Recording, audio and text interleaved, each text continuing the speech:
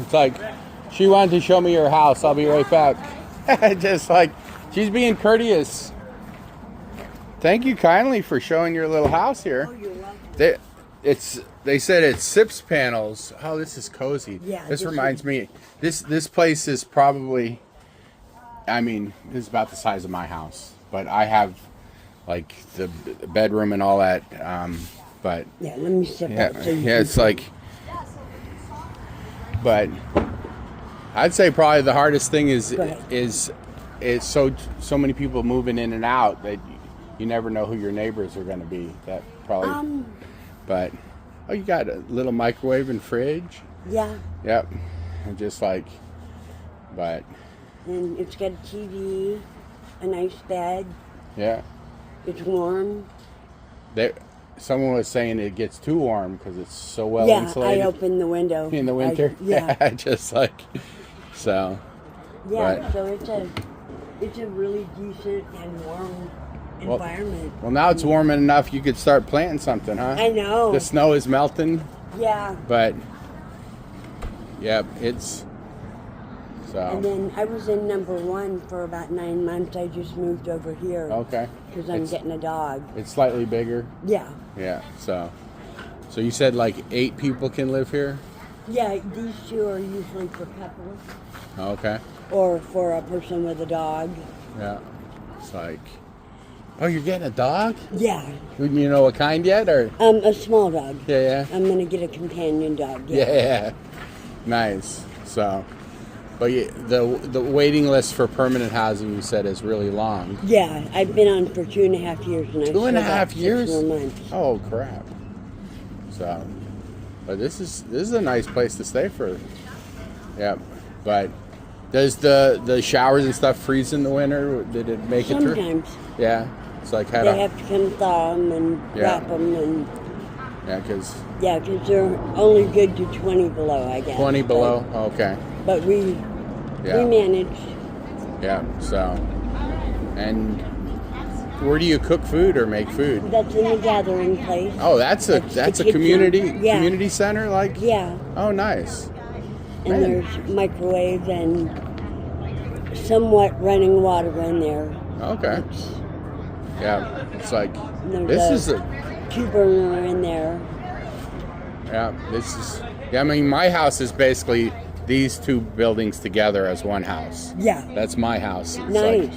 It's like, but I have problems with it freezing too, so. Thanks for sharing. You're welcome. Yeah, I'm going to take it to my board and. Oh, good. The church provided the property, and the Lions Clubs have built these SIPS panel. This big building is the communal kitchen, dining room, and it is off-grid except electricity. They have to haul the water in and haul the sewage out. They got the single person cabins, and then they got 2 or 3 doubles.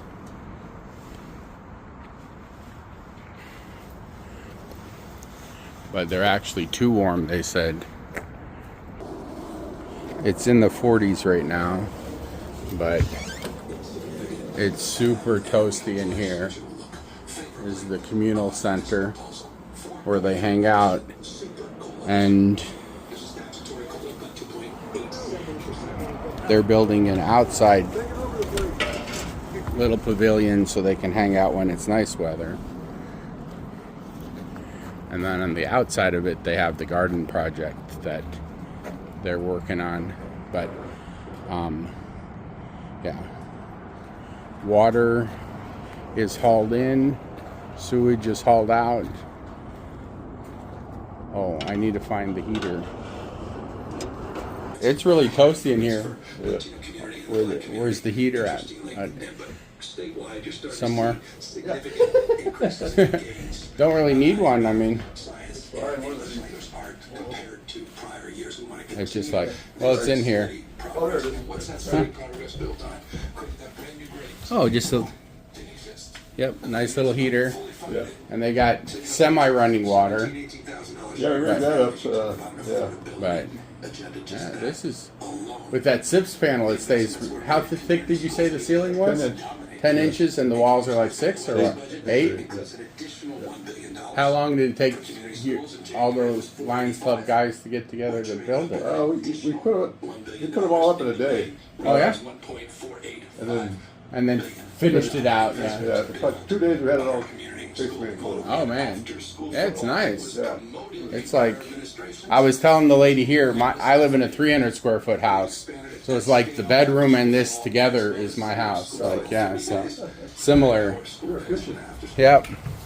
Of course, my garage is 3 times as big as that, but just like it. But Yeah, one thing, if we were going to do it over again, the highway would help these bigger. oh, build the buildings bigger They're pretty, yeah. with the SIPs because the SIPs reduces the space on the inside. Yeah, right. Because you measure the outside and. Well, we know what we were getting, but we just, in retrospect, a little more space would be better for the guests. Yeah. The city took our design. They built a little development out on Tudor Road, Okay. and theirs are bigger.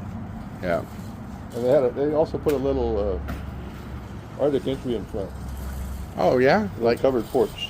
Okay, like a vest. What is it? An airlock to keep the cold out. Well, it's not that bad. It's just a covered porch, basically. Oh, okay. But Yeah. Well, here you're giving them a porch everybody can share. That's what you're building today. Right. Was it hard getting a permit to build this from the city? They've never done anything like this in Anchorage. So. Yeah, I think my city, the minimum size is 250 square feet, I think is the rule. Okay. But, Yeah. but you said now the city's building them they themselves. they have their own development. Yeah. So Some other churches, other organizations have talked to us about doing this. But you started a precedent in town. Yeah, right. Yeah, we're the trendsetters here. We couldn't get tied into the sewage system. We actually have a septic tank. Right. So you have a septic tank that comes out. It comes out right here. there, and then yeah. you get it pumped out every once in a while. Yeah, once a month. So. Yeah. And so. We had a heck of a time the first year. All this stuff froze up. We had piping up above ground. Oh yeah. So I bet it's. Last summer we buried everything. But it looks like you got it insulated with heat tape around. Yeah. So the sewage, like, you would never think of the drain freezing up. Right. But Right. yeah. We had water problems. It was really cold last winter. 20 below. Wind. Lots of wind. Yeah. Oh, wind is. Water pipes froze up. But I mean, the SIPS panel houses those stay would be no problem. Yeah. nice and sealed. This place is pretty amazing. I mean, for a trailer. But technically, these little are actual trailers themselves, right? No. or they're not. No, they're not permanent foundation. Right. Yeah, right. They can be moved. Yeah. So, Yeah. but all right, I'm gonna check out the garden and be back. There's a garden around the outside. They're talking about what they're gonna plant because.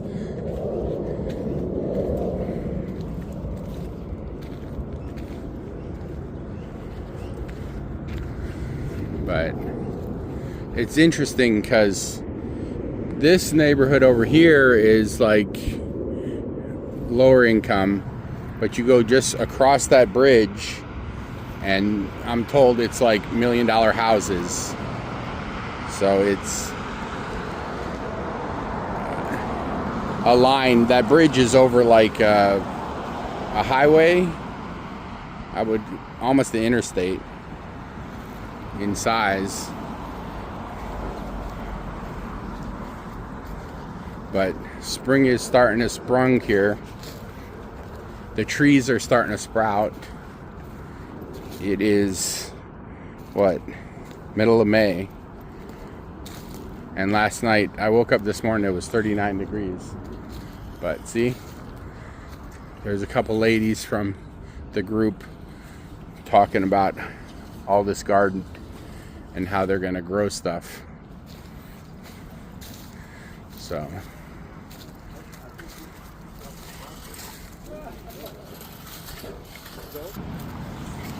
see over here, looks like they got some fruit trees and are starting a food forest.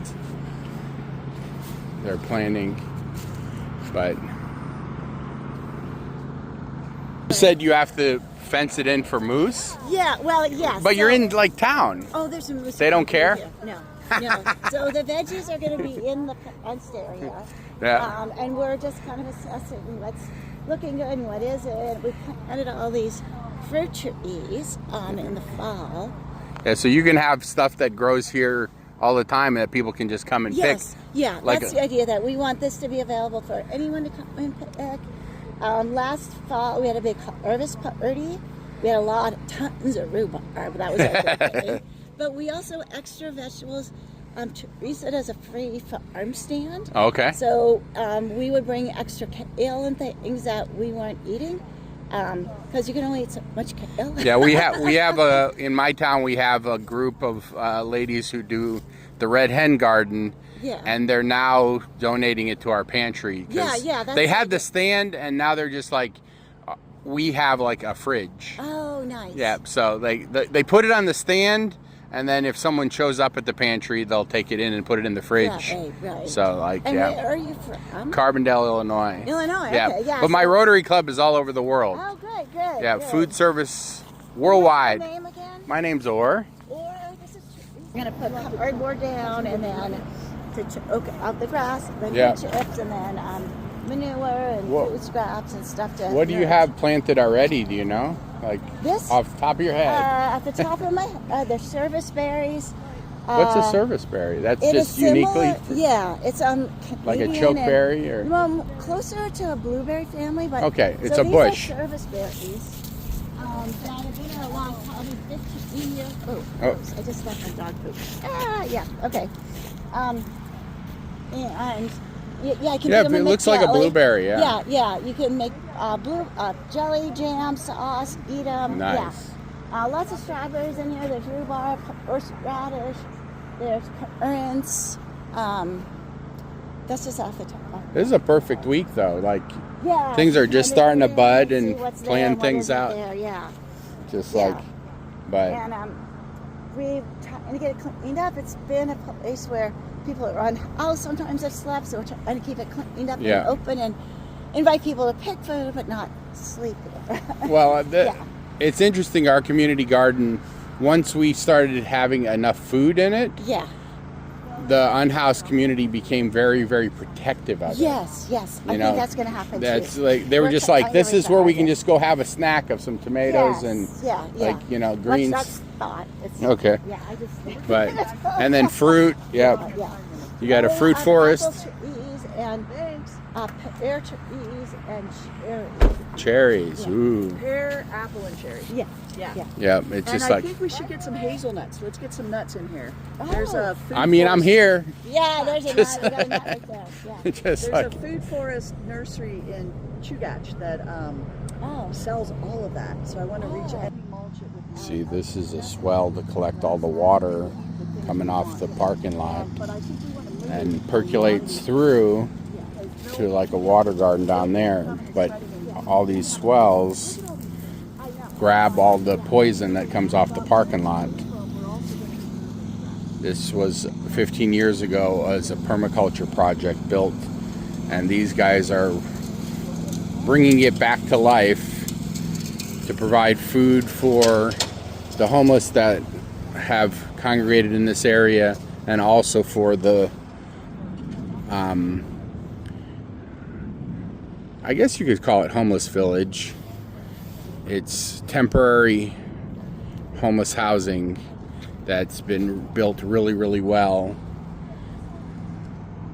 And a food forest here. So they're bringing it back to life. Isn't that great? So they're so excited talking about all the stuff they're going to do here, and they are planning. And in a couple weeks, they're doing a work party, and I might be able to come to it. It's interesting that winter just finished, but we got nettles springing up, which are edible, wild nettles, and ferns. Oh, they're so tasty, the tender ferns. But look at this. This was trimming stuff back. They've got all these swells to catch all that water coming off the parking lot there. Just tremendous amount of water. And then could bring back the water feature down here where you could tell that it gets pretty wet there. The water off of there and percolates under there too. So yeah, I just realized it says restroom. Does that mean they have showers too? Let's check it out. So, oh, look at that. And it's well, compared to outside, it's in the 40s. It's like really warm in here. But really classy, huh? So, off-grid village. Well, not completely off-grid because they do have electricity, but water, electric, plumbing, internet, security, all off-grid. It's got 15 feet up in the Background. All right, tell me what instigated and inspired you to start this project. All right. Well, my name's Julie. I'm a member of Central Lutheran Church. It's just like right over there. Look. Yeah, member of Central Lutheran. For me, I'm seeing the church, but I'm seeing the background. Oh, yeah, It's the just mountains, like I know, it's a beautiful, I just flew beautiful into Alaska spot. last Yeah. night, so. Yeah.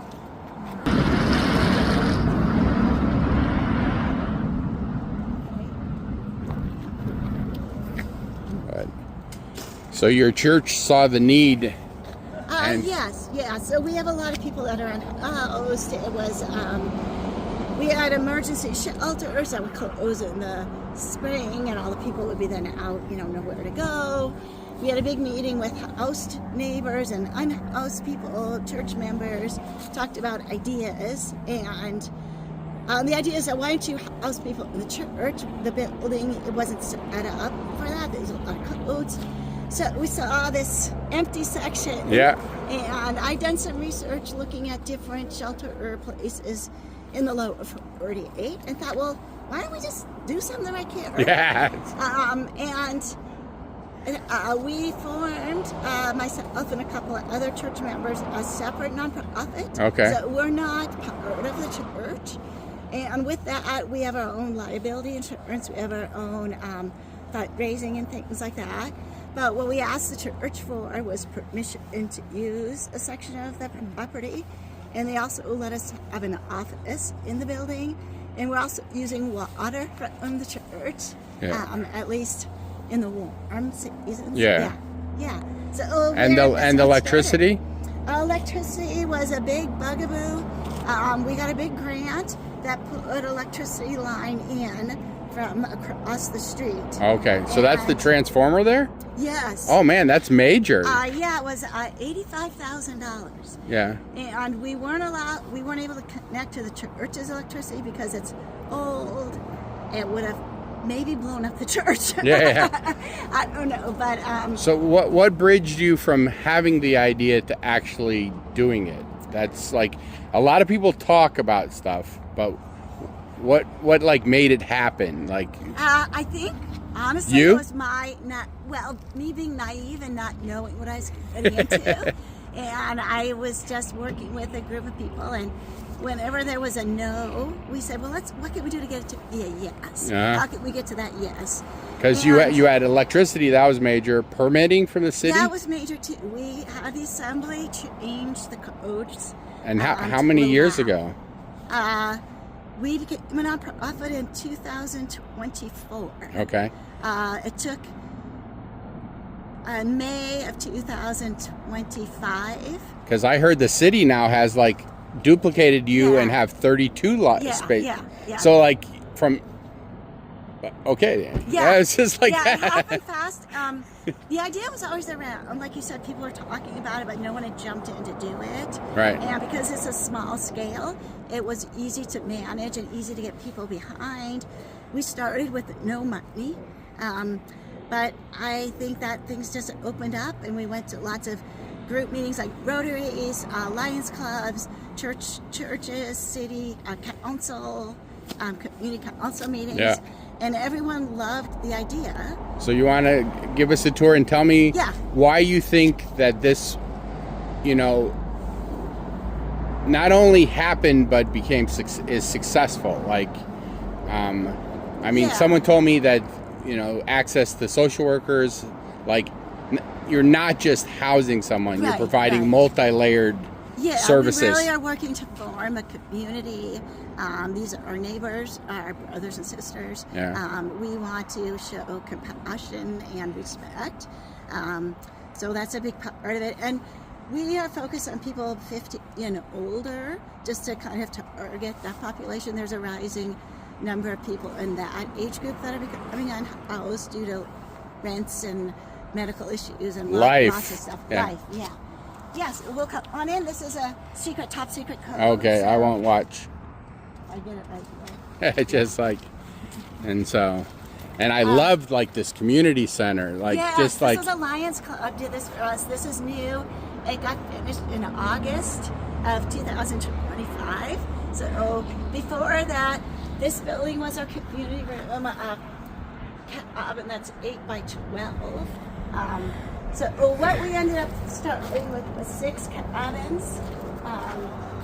4 of them are 8 by 8 and 2 are 8 by 12. The idea was these would be for couples. Couple meaning 2 good friends, a married couple. And 2 people who can get along. Yeah, 2 people that want to get along.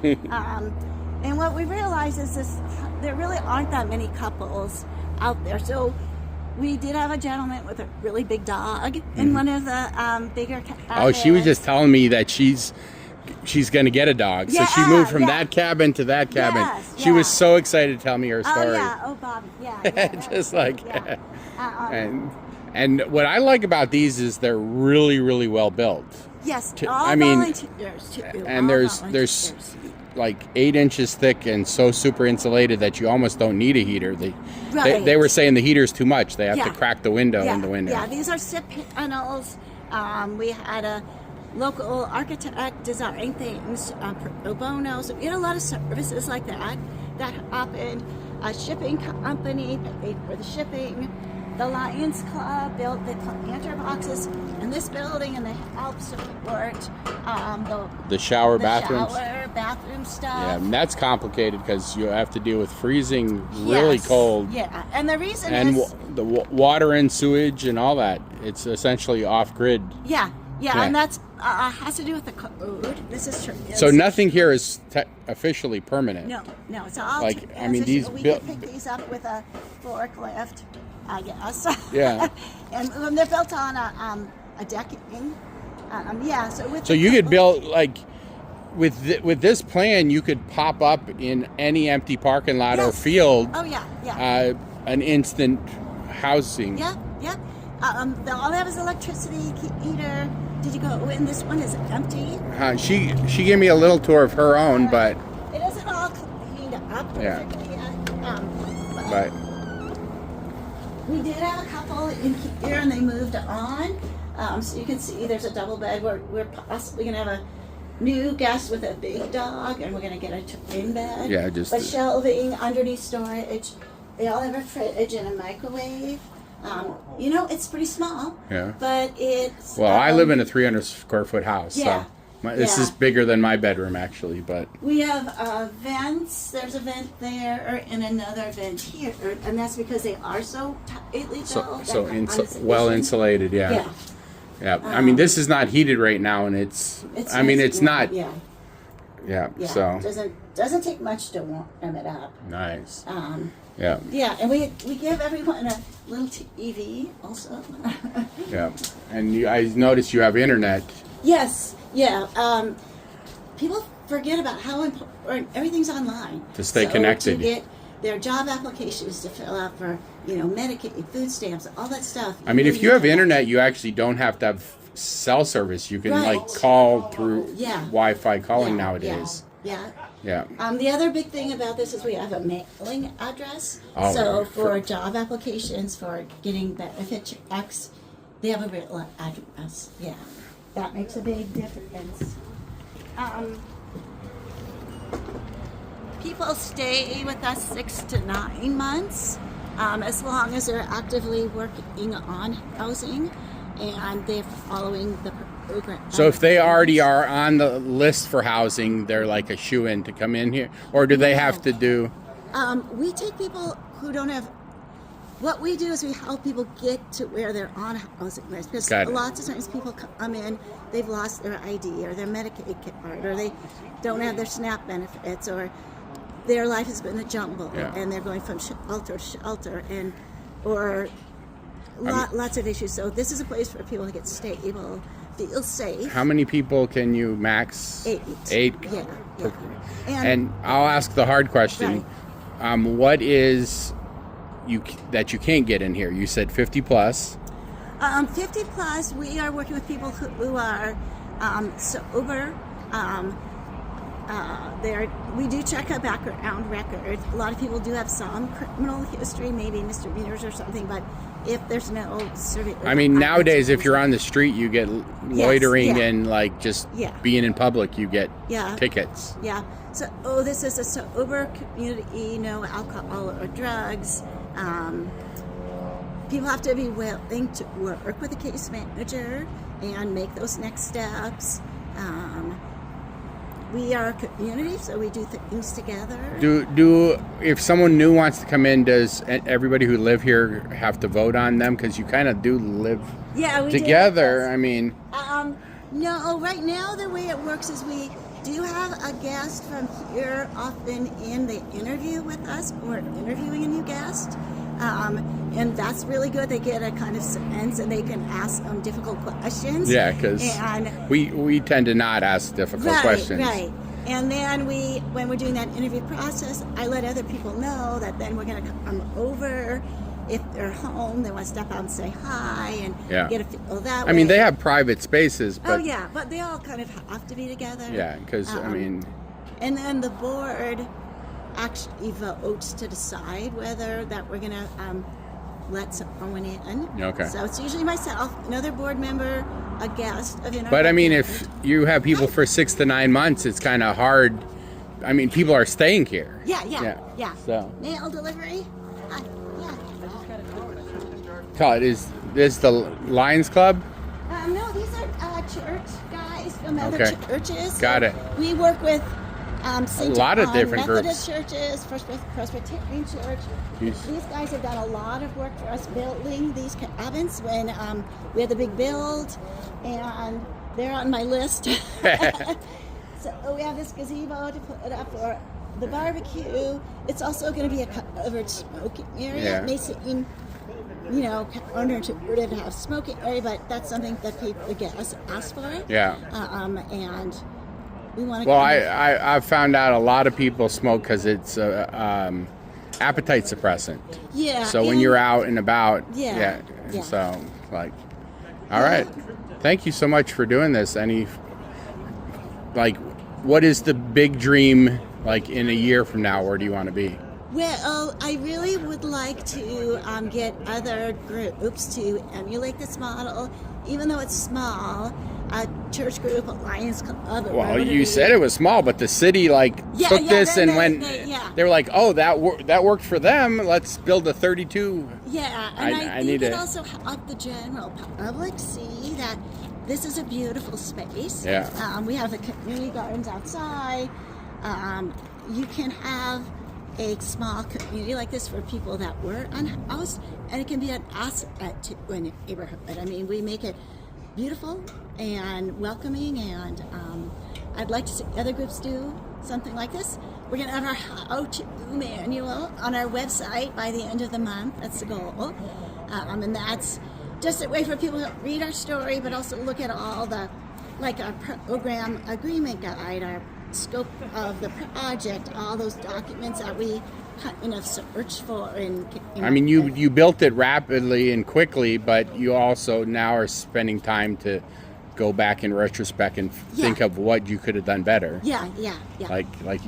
So. Yeah, we would have made them bigger. We would have made all of them 8 by 12. These are a little small. They were based on the size of the pallet shelters, the first pallet shelters that were in Eugene. No, not Eugene. No, in Washington. Washington State. I can't Everett, Washington. But then they end up being 8-inch walls, so you lost we lost it. So you lost a foot 6 inside because you built really thick walls. So. Yeah, but we need it for the winter. Super cold this winter. So it got below 20 for a while. Yeah, they were saying that the sewage froze in the winter. Yeah. The drain did. The drain did. Just so we bought this in Arizona, and the company said, it's good to 20 below. Well, at about 17 below, it froze. 17 below. So now you can tell them they can put on their thing 16 below. It's fantastic. Yeah. So. All right. But we couldn't do it without the volunteers. Oh yeah. Everyone. We don't have a staff that's paid. We're all volunteers. Yeah, and it's just thank you for doing this. It's just and I'll work on duplicating it where I'm at. Yeah.